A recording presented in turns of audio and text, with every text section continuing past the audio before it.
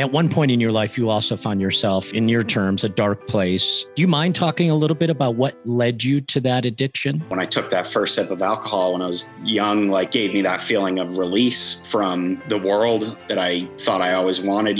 They sent me to sober living for the first time, became thankful for what I did have at the time. Just had this white light awakening. I'm like, I need to get up right now. I need to start making up for lost time. Right in that moment, I called Escoffier, signed up. I was in classes 3 days later, cooking every single day, working a strong recovery program. His name is Joseph Campbell, great mentor to me. And when I was struggling the most with all the addiction parts while I was working for him, and he's like, hey, you need to clean up your life. He told me that he thinks I needed to go get help, and that's what I did. My advice to everyone is you are going to get out of it what you put into it. Give it everything you got, and that will be enough.